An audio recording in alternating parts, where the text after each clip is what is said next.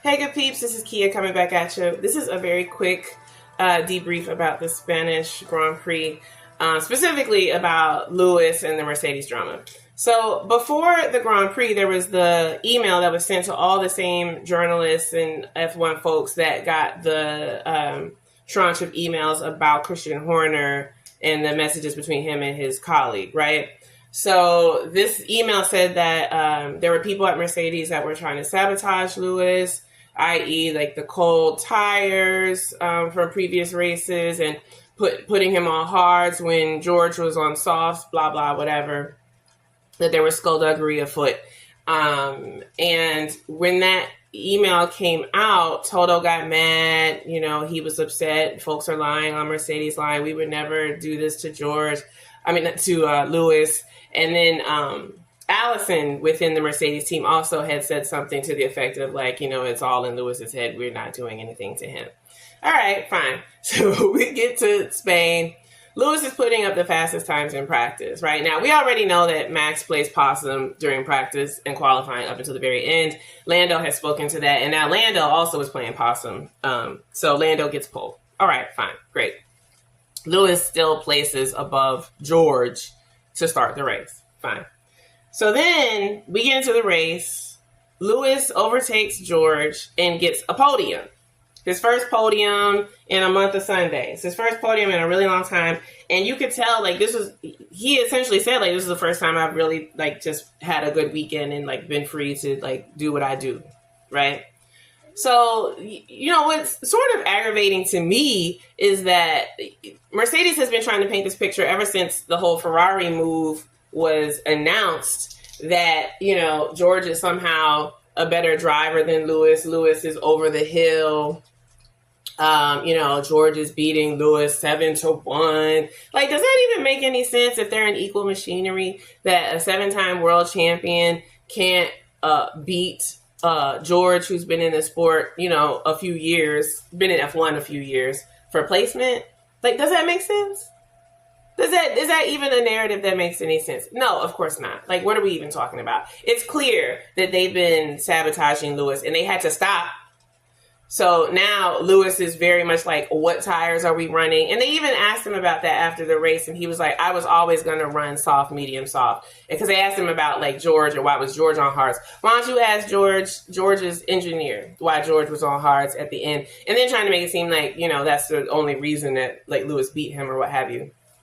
Like, you know, fair play to George. I don't dislike George. He had a great opening. He saw opening. He took it. But this whole narrative that Mercedes is trying to play, like Lewis is somehow just, you know, washed. The minute he announces that he's going to Ferrari, he's washed. He don't have it no more. He can't get no podiums. He'll never, you know, be better than George.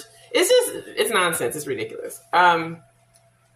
Yeah, so I can't wait for Drive to Survive because I really want to know what's being said in these confessionals, what George is saying, you know, what Lewis is saying. You know, I don't think that George is like in collusion with whoever it is at Mercedes to like, oh yeah, put him on some hard tires, you know, make his tires cold. Like, I don't think George would do that because I feel like George would want to win fairly. You know, if you're going to beat the 7-time champion, you want to do it, you know, under your own merit. So I don't think that George is in cahoots, but I definitely think that the folks at Mercedes are trying to, you know, sabotage Lewis and get in his head and just make him feel like he's not that dude anymore before he goes to Ferrari. And that's really dastardly. It's just nasty. But, I've worked for companies where that kind of stuff went down, where there was sabotage, you know, that corporately, that's nothing new. So kudos to Lewis for getting his podium. You know, he earned it. You know, he was able to drive unencumbered, and it was nice to see Lewis getting back to the Lewis that we know and love. Carlos and Charles. They, you know, like, it's funny because they do a lot of videos together and stuff, and, you know, typically they seem to be, like, close. But Charles definitely has some choice words for Carlos, and you know, Carlos can get his elbows out when he wants to. You know, when he feels like he has something that he needs to do for him, he's going to do it. He, you know, gives no Fs who gets caught up in the process. So Charles said that Carlos did some damage to his wing. And Carlos essentially was like, well, what is this fool complaining about again? And we're probably going to see a lot of that, throughout the rest of the season, because Carlos is trying to set himself up for his move. And he feels like he needs to be selfish. And he really does. Like, he does need to set himself up, and not, to knock Charles off the road or anything. But I don't think you're going to get any sort of like team strategy out of Carlos anymore. Like, he did that at Monaco because that was Charles's home race and what have you. But I think from here on out, it is every man for himself.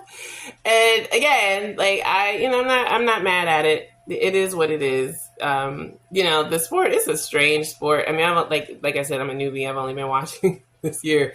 But just even from watching the Drive to Survive series 3 times and seeing how rulings are done and how the teams act, a lot of it is just not professional. It's just, which sort of lends it, what their whole, like, I call it like the Real Housewives of motor racing. A lot of the ways that the people act, from the teams to the drivers, to the FIA, of course, and Formula One, are just not professional, or very clearly have favorites and lying in people's faces like, oh, the drivers are equal, when you very clearly they're not. You have your favorites, you're setting up, folks for the win. Even with Lewis and Valtteri, Valtteri they treated Valtteri like dirt while he was there, and Lewis is like, he was such a great teammate. I bet he was. So he didn't always get shown fair treatment, but I guess that's the sport, right? It definitely makes for good Drive to Survive Netflix watching. So that's all I have to say about that.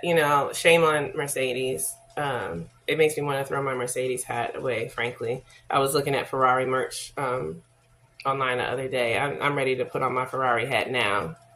But anyway, that's all I have. We'll be looking forward to the next 2 and come back with more to say about those. Okay, peace.